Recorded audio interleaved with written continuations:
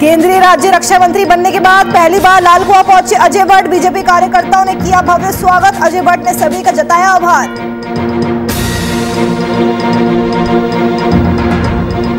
वनन बस्तियों में मालिकाना हक न मिलने की समस्या पर प्रेस कॉन्फ्रेंस। अनुसूचित जाति के प्रदेश अध्यक्ष ने कहा, मालिकाना हक दिया जाना ही ठीक।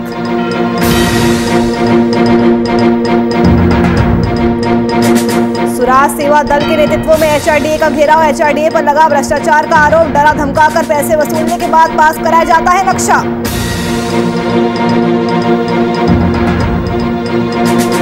और महिला स्वयं सहायता समूह की महिलाओं से सीएम पुष्कर सिंह धामी ने किया वर्चुअल संवाद। नैनीताल जिले के 3 समूहों के साथ अधिकारी से की बात। आत्मनिर्भर भारत की कल्पना होगी साकार।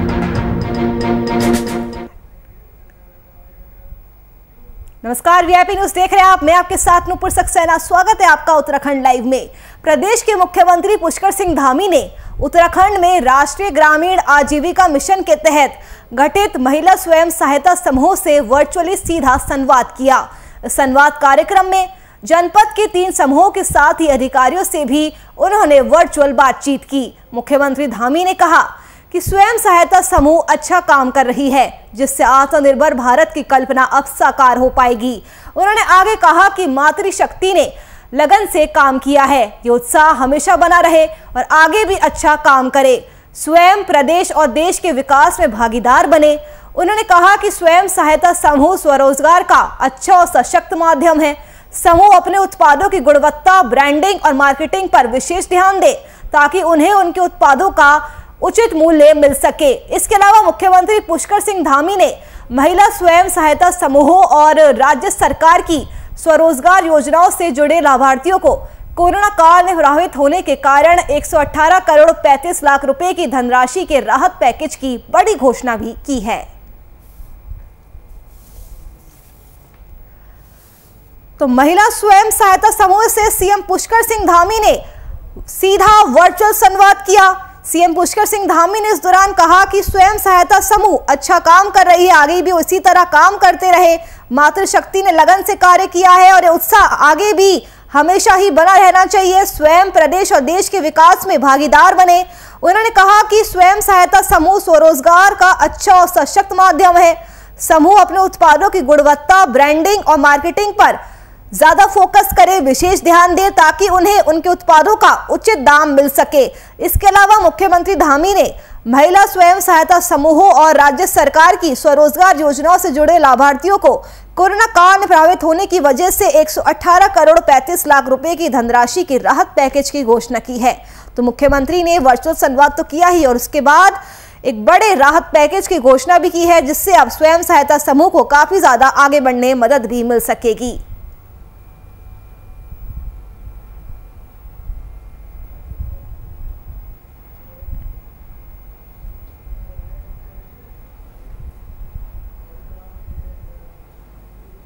केंद्रीय राज्य रक्षा मंत्री बनने के बाद पहली बार लाल कुआं पहुंचे अजय भट्ट का बीजेपी कार्यकर्ताओं ने फूल माला और ढोल नगाड़ों के साथ भव्य स्वागत किया।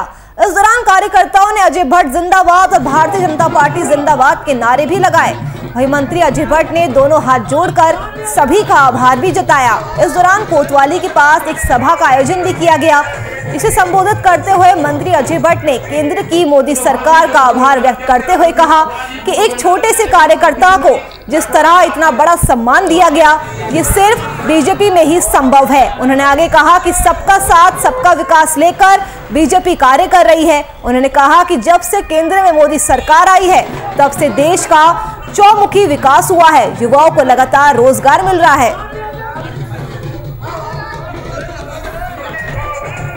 तो लाल कुआं पहुंचे केंद्रीय राज्य रक्षा मंत्री अजय भट्ट का भव्य स्वागत। कि हमारा जो जन आशीर्वाद यात्रा चल रही है, इसी में हम जनता का आशीर्वाद लेने के लिए जगह जगह जा रहे हैं। आशीर्वाद के कारण ही आज मोदी जी ने 7 सालों में भारत का कायाकल्प कर दिया है दोबारा, इसलिए जनता ने आशीर्वाद दिया। और हमें जो मंत्री बनाया है, हम बिना अपनी जनता के आशीर्वाद के यहाँ तक पहुँच नहीं सकते थे। पहले सांसद बनाया, तब मोदी जी की टीम में मोदी जी ने हमको सम्मिलित किया। लाल कुआं पहुंचे केंद्रीय राज्य रक्षा मंत्री अजय भट्ट का भव्य स्वागत किया। बीजेपी कार्यकर्ताओं के द्वारा ये जोरदार स्वागत किया गया। आप देख सकते हैं तस्वीरों में किस तरह से ढोल नगाड़ों के साथ अजय भट्ट का स्वागत किया गया है। कार्यकर्ताओं में कितना ज्यादा उत्साह देखने को मिल रहा है ये आप सीधा तस्वीरों में देख सकते हैं। वे अजय भट्ट ने संबोधित करते हुए कहा कि जब से केंद्र में मोदी सरकार आई है तब से देश में चारों तरफ विकास हो रहा है, चौमुखी विकास हो रहा है। उन्होंने कहा कि ये सिर्फ बीजेपी में ही संभव है कि एक छोटे से कार्यकर्ताओं को इतना बड़ा सम्मान दिया जा रहा है और जनता के आशीर्वाद की वजह से ही वो यहाँ तक पहुंच पाए हैं। उन्होंने कहा कि सबका साथ सबका विकास लेकर भारतीय जनता पार्टी कार्य कर रही है। जब से केंद्र में मोदी सरकार आई है तब से देश का चौमुखी विकास हुआ है, युवाओं को रोजगार भी मिल रहा है। भाजपा के पूर्व मंडल अध्यक्ष राम सिंह पफड़ा जी, पूर्व मंडल अध्यक्ष किशन राठौर जी, बीजेपी का जन आशीर्वाद यात्रा कार्यक्रम शुरू हो चुका है और इसी के तहत आज केंद्रीय राज्य मंत्री अजय भट्ट जसपुर पहुंचे, जहां कुमाऊं के प्रवेश द्वार जसपुर में बीजेपी कार्यकर्ताओं ने ढोल नगाड़ों के साथ मंत्री का जोरदार स्वागत किया। इस दौरान शहर में जगह जगह भारी पुलिस बल तैनात किया गया, जिसके बाद बीजेपी कार्यकर्ताओं के साथ मंत्री का काफिला जसपुर के दुल्हन पैलेस पहुंचा। मगर दूसरी तरफ खड़े किसानों ने केंद्रीय मंत्री का जमकर विरोध भी किया। किसानों का प्रदर्शन रोकने में पुलिस और किसानों के बीच तीखी नोकझोंक भी हुई, तो वहीं पुलिस प्रशासन पूरी तरह से मुस्तैद भी नजर आया। विकास के लिए राजनीति में नहीं आते, राजनीति सेवा का माध्यम है, हम सेवा करने के लिए आते हैं। तो इस बार जैसे आप लोगों ने मुझे सांसद बनाया, आशीर्वाद दिया और मोदी जी की सरकार आई और मोदी जी ने जो आशीर्वाद आपने दिया था उसके एवज में देश को आगे ले जाने का काम किया। अगर आप देखेंगे 2014 से इस समय तक 7 सालों के अंतर्गत तो आज देश की कायाकल्प लगभग हो गई है। तो जहां एक तरफ केंद्रीय राज्य मंत्री अजय भट्ट का बीजेपी कार्यकर्ताओं ने भव्य स्वागत किया, तो वहीं दूसरी तरफ खड़े किसानों ने मंत्री का विरोध भी जताया। आपको बता दें कि किसानों के प्रदर्शन को रोकने में पुलिस और किसानों के बीच तीखी नोकझोंक भी हुई, तो वहीं पुलिस प्रशासन इस दौरान पूरी तरह से मुस्तैद भी दिखा। तो किसानों में काफी ज्यादा आक्रोश है। आपको बता दें कि किसान आंदोलन को 9 महीने का समय हो चुका है, अभी तक उनकी समस्या का समाधान नहीं निकल पाया है और किसानों में बीजेपी के प्रति काफी ज्यादा आक्रोश है। किसान अभी भी तीनों कृषि कानून को वापस लेने की मांग पर अड़े हुए हैं और इसलिए केंद्रीय राज्य मंत्री अजय भट्ट का जसपुर दौरे के दौरान किसानों ने जमकर विरोध भी किया।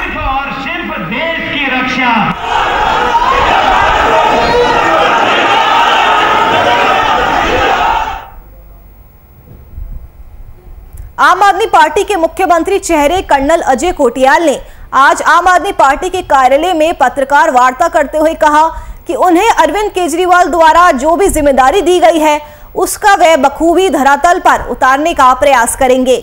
उनका सीधे तौर पर कहना है कि 20 सालों में जो विकास बीजेपी और कांग्रेस की सरकारें नहीं कर पाई उसके लिए आम आदमी पार्टी लगातार प्रयासरत है। इसके साथ ही उत्तराखंड को आध्यात्मिक राजधानी बनाने को लेकर लगातार कवायद जारी रहेगी। उत्तराखंड देवों की भूमि है और इसे पूरे विश्व के लिए आध्यात्मिक राजधानी बनाया जाएगा। साथ ही उन्होंने आगे कहा कि आम आदमी पार्टी सभी 70 सीटों पर विकास का मॉडल रखने का लगातार प्रयास कर रही है।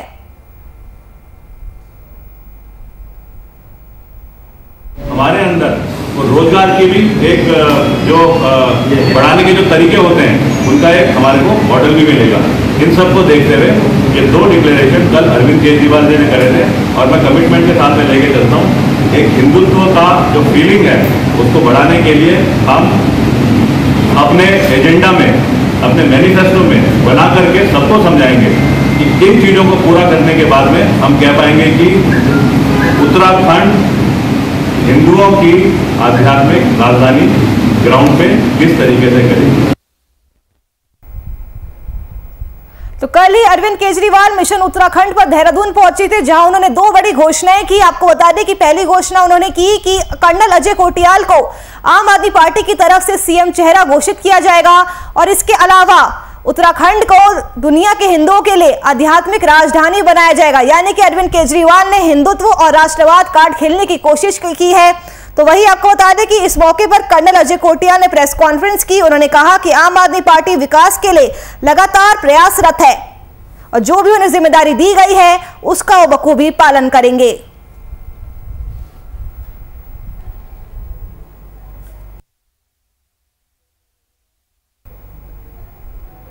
वहीं अरविंद केजरीवाल की तरफ से कर्नल अजय कोटियाल को सीएम चेहरा घोषित करने के बाद आम आदमी पार्टी युवा मोर्चा के कार्यकर्ताओं में खुशी की लहर है। आप कार्यकर्ताओं ने एक दूसरे को मिठाई खिलाकर अपनी खुशी जताई। इस दौरान कार्यकर्ताओं ने जमकर पटाखे भी जलाए।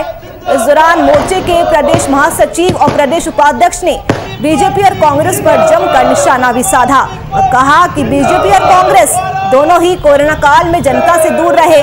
इस दौरान आम आदमी पार्टी के कार्यकर्ताओं ने लोगों के बीच जाकर लोगों की मदद की। उन्होंने कहा कि प्रदेश को कर्नल अजय कोटियाल जैसा मुख्यमंत्री चाहिए जो प्रदेश की जनता की सेवा कर सके। उन्होंने ये भी कहा कि पूरे प्रदेश में युवाओं को अपने दम पर रोजगार देने का काम कर्नल अजय कोटियाल द्वारा किया गया है। आज हजारों युवा उनकी कोशिशों से एक सेना के अंग बने हैं। उन्होंने कहा कि अगर कोटियाल प्रदेश के मुख्यमंत्री बनते हैं तो इससे प्रदेश का विकास होगा। उत्तराखंड प्रदेश के युवा आज कर्नल अजय कोटियाल को मुख्यमंत्री के रूप में देखे तो मैं माननीय केजरीवाल जी का बहुत बहुत धन्यवाद देना चाहूँगा। उन्होंने उत्तराखंड की आवाज़ माननीय कर्नल अजय कोटियाल जी को, जिनके अंदर एक जन भावनाएं जुड़ी हुई है, देशभक्ति की भावनाएं उनके अंदर नरबरेज है। और मैं धन्यवाद देना चाहूँगा केजरीवाल जी का कि उन्होंने हमारे माननीय कोटियाल जी को आज सीएम के रूप में इस प्रदेश का सीएम नियुक्त किया है। और मैं चाहूँगा कि आज प्रदेश के अंदर जितने युवा हैं सब एकजुट होकर कर्नल कोटियाल जी के काम करें। उनके द्वारा जितने भी काम किए गए हैं उन सराहनीय काम है। कर्नल कोटियाल जी के द्वारा बिना सत्ता में होते हुए भी 10,000 लोगों को रोजगार दिया गया।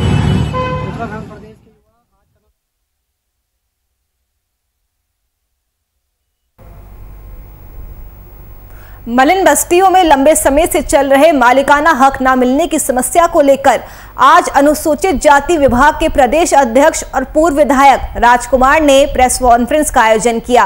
पूर्व विधायक राजपुर ने कहा कि पूर्व में कांग्रेस सरकार द्वारा मलिन बस्तियों के हित के लिए नियमावली बनाई गई थी जिसको कैबिनेट में रखकर पास किया गया था और मलिन बस्तियों के रखरखाव के लिए 400 करोड़ रुपए का प्रावधान किया गया था। उन्होंने कहा कि कांग्रेस पार्टी के द्वारा गठित समिति के सर्वेक्षण के अनुसार उत्तराखंड में 582 मलिन बस्तियां हैं जिनमें 7 लाख से ज्यादा की आबादी बसी हुई है।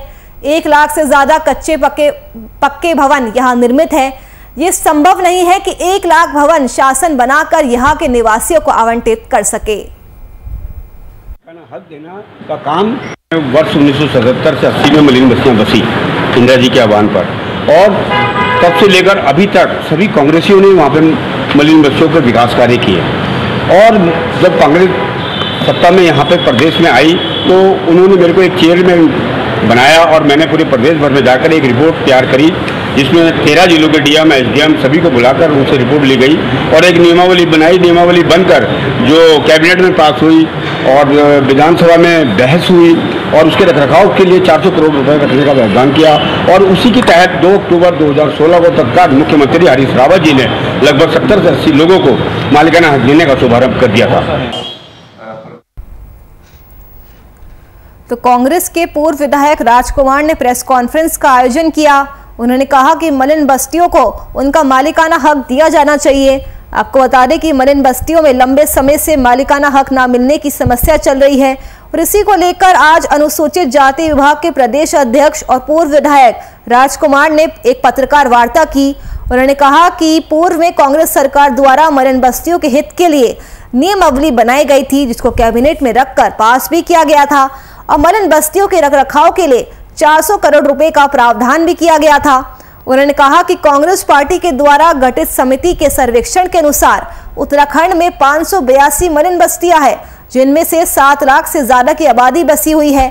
1 लाख से अधिक कच्चे पक्के भवन यहां निर्मित है और ये संभव नहीं है कि 1 लाख भवन शासन बनाकर यहाँ के निवासियों को आवंटित कर सके।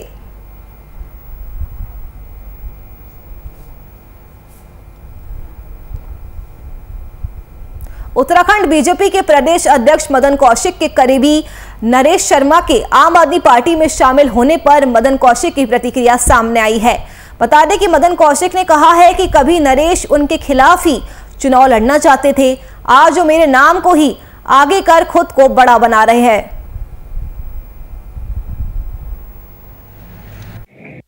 आप कितना जानते हो नरेश को, पहले मुझे ये बताइए। चलिए, आप मुझसे सवाल कर रहे हैं, आप कितना? हम तो आपके कारण जानते हैं। अभी वो 2007 में मेरे खिलाफ चुनाव लड़ रहा था, बच्चा सा, 2007 में भी, तो फिर वो नहीं लड़ा। तो वो सब वो पार्टी की लाइबिलिटी उसके साथ कुछ नहीं थी। पार्टी में ऐसा नहीं है, वो इस प्रकार का कोई वो नहीं है। केवल दूसरे के नाम पर राजनीति करना, ये कुछ लोगों का सोच।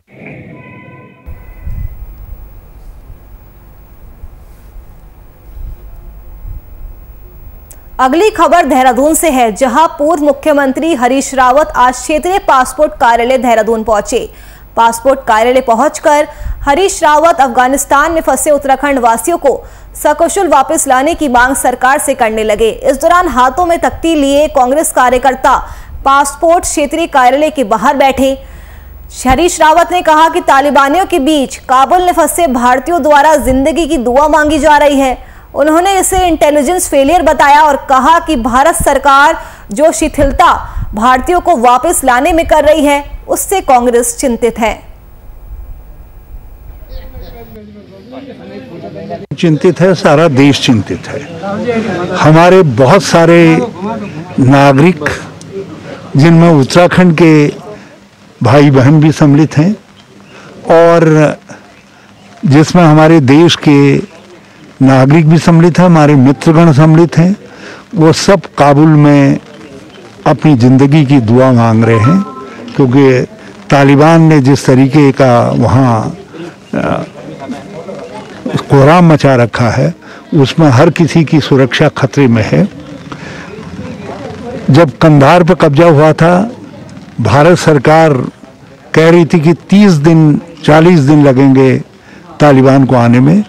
ये एक प्रकार का बड़ा भारी हमारा इंटेलिजेंस फेलियर है।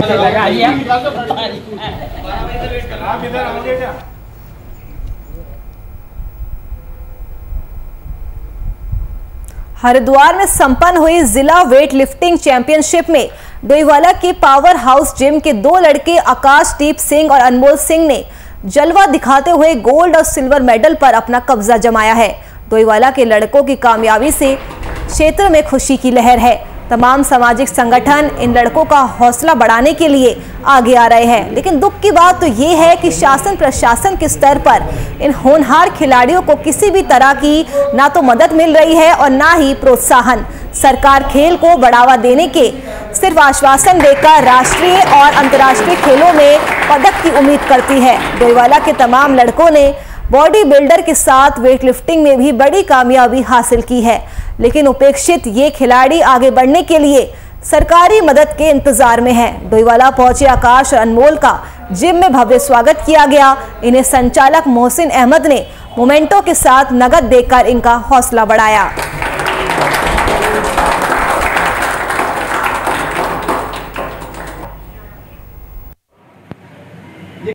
सबसे पहले हमारा वेट वूट हुआ, रोइंग हुई हमारी, तो फिर हमारा कंपटीशन स्टार्ट हुआ शाम 6 या 7 बजे के तकरीबन। तो हमारा सबसे पहले बेंच प्रेस हुई है सर, उसके बाद डेडलिफ्ट का नंबर आया है। बेंच प्रेस में मेरा हाईएस्ट था 120, उसमें मेरा गोल्ड मेडलिस्ट रहा हूँ मैं। और डेडलिफ्ट आया है 210, उसमें भी मैं गोल्ड मेडलिस्ट ही रहा हूँ। तो अब आगे क्या? मेरी नेशनल की तैयारी है भैया। जिम हमारे जिम के लिए बहुत बड़ा दिन है आज, जो दोनों लड़के हैं हमारे गोल्ड मेडलिस्ट और एक सिल्वर मेडलिस्ट। आगे भी हम ये चाहते हैं कि हमारे जिम से और बच्चे निकलें और मेहनत करें और आगे नाम कमाएं, जिम का नाम कमाएं, अपने डोईवाले का नाम कमाएं, अपने देश का नाम कमाएं। और अपनी सरकार से ये उम्मीद करूंगा कि इन बच्चों के लिए कुछ करें, कैश प्राइस का करें, क्योंकि डाइट का होता है, आने जाने का होता है, तो इतना पैसा अफोर्ड नहीं हो पाता। यही सरकार से उम्मीद रखता हूँ कि सरकार इनके लिए कुछ करे। प्रतिभाएं बहुत हैं, बहुत प्रतिभाएं हैं।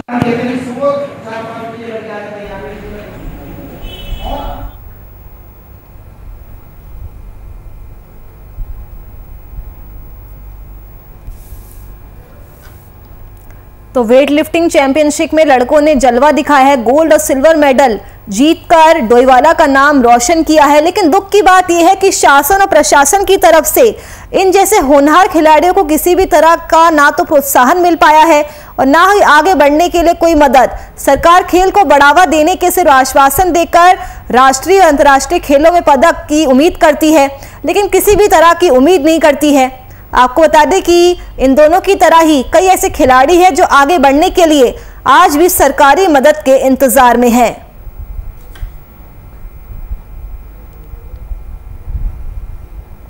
उत्तराखंड चारधाम देवस्थानम बोर्ड के खिलाफ तीर्थ पुरोहितों का विरोध प्रदर्शन लगातार जारी है। इसी कड़ी में देवस्थानम बोर्ड को भंग न करने से आक्रोशित तीर्थ पुरोहितों ने देवप्रयाग में सरकार के खिलाफ जमकर विरोध प्रदर्शन किया। साथ ही नारेबाजी करते हुए संगम पर राज्य सरकार का पुतला भी फूका। इस मौके पर तीर्थ पुरोहितों ने कहा कि जब तक सरकार देवस्थानम बोर्ड को भंग नहीं करती है, उनका प्रदर्शन लगातार जारी रहेगा। साथ ही तीर्थ पुरोहितों ने चेतावनी दी है कि अगर जल्द ही सरकार देवस्थानम बोर्ड को भंग नहीं करती तो उनके द्वारा 17 सितंबर को चारधाम हकूकदारी महापंचायत की अगुवाई में मुख्यमंत्री आवास का घेराव करने की भी उन्होंने चेतावनी दी थी। पंचायत जिंदाबाद जिंदाबाद जिंदाबाद, तेरी जागीर नहीं जिंदाबाद जिंदाबाद।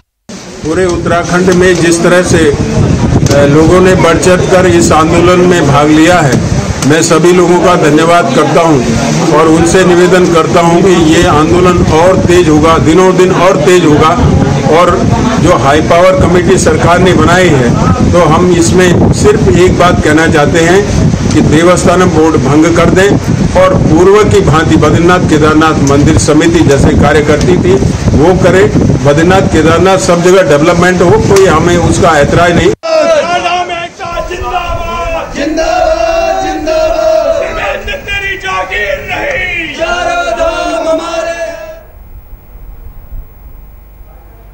जोशीमठ में भारत तिब्बत सीमा से सटे नीति घाटी की आवाजाही आज लगातार 5वें दिन भी ठप रही। दोनों ओर ग्रामीण फंसे हुए हैं।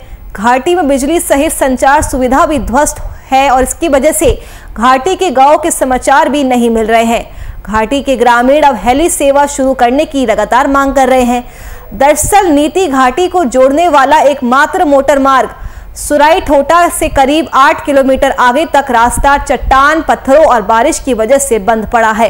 प्रशासन द्वारा मौके पर तत्काल एनडीआरएफ की टीम को भेजा गया है ताकि इस जगह पर क्या कोई और वैकल्पिक मार्ग आने जाने के लिए तैयार हो सकता है, देखा जाएगा और इस पर भी एनडीआरएफ टीमें सर्वे कर रिपोर्ट देगी। फिलहाल प्रशासन द्वारा दोनों ओर फंसे लोगों की सूची तैयार की जा रही है और इस चट्टान से बोल्डर गिर रहे हैं, जिसके चलते बीआरओ को भी कार्य करने में कठिनाई हो रही है।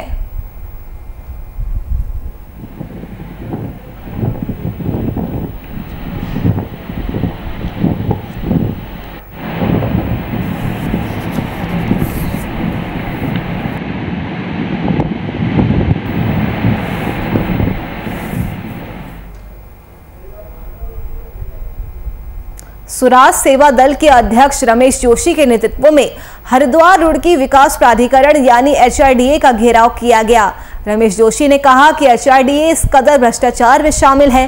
पहले तो ये लोगों को नोटिस काट कर उनको डरा धमकाकर पैसे वसूलते हैं, फिर पैसे लेकर उनको समझा देते हैं कि नक्शा पास कराने की कोई जरूरत नहीं है, हम देख लेंगे। इसका जीता जागता उदाहरण कनखल शिवडेल स्कूल के पास स्वर्गीय रसानंद जी महाराज वाली प्रॉपर्टी और आनंदमयीपुरम का उदाहरण है।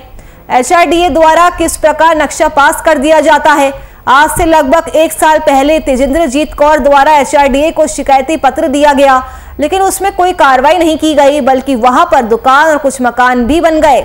अभी लगभग 1 महीने पहले फिर शिकायत दी गई, लेकिन नोटिस का ड्रामा कर फिर फाइल दबा दी गई। वही अगर कोई रिक्शा या ठेला चलाने वाला गरीब आदमी हो तो उस पर तत्काल प्रभाव से आदेश कर उनके भवन ध्वस्त कर दिए जाते हैं। ये भ्रष्टाचार का जीता जागता उदाहरण है। एक साल मुझे 15 दिन उन्होंने आदेश भी करे हैं कि 20 तारीख को इसमें सीलिंग के आदेश कर दिए गए हैं और उन्होंने माना है कि जो हुआ है वो बेहद गलत तथ्यों के आधार पर हुआ है और तत्काल प्रभाव से 20 तारीख तक वो सील कर दिए जाएंगे। और प्रभारी सचिव साहब ने आज हमको दिखाया, फाइल पे अवगत कराया, उन्होंने आदेश करे और लिखित में हमें आश्वासन दिया है। नहीं तो मैं भी ज्ञापन नहीं देना, आप जाइए। चलो भैया।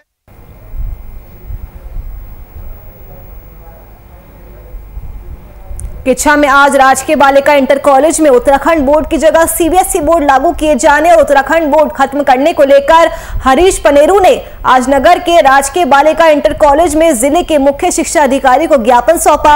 इस ज्ञापन में उन्होंने कहा कि उत्तराखंड बोर्ड पढ़ने की बजाय कुछ छात्र सीबीएसई बोर्ड में नहीं पढ़ना चाहते, जिसे लेकर आज उत्तराखंड प्रदेश कांग्रेस कमेटी के महामंत्री हरीश पनेरू ने ज्ञापन सौंपा है, जिसमें उन्होंने उत्तराखंड बोर्ड और सीबीएसई बोर्ड दोनों चालू रखने की मांग की है।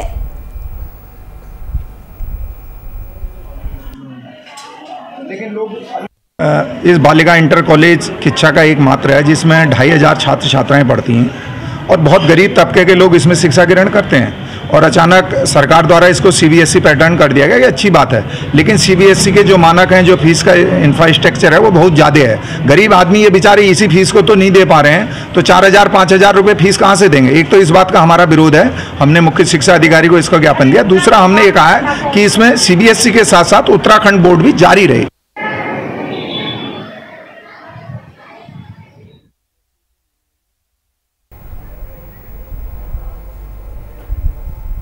चलिए, फिलहाल के लिए उत्तराखंड लाइव में बस इतना ही। देश और दुनिया की तमाम खबरों के लिए आप बने रहिए हमारे साथ। नमस्कार।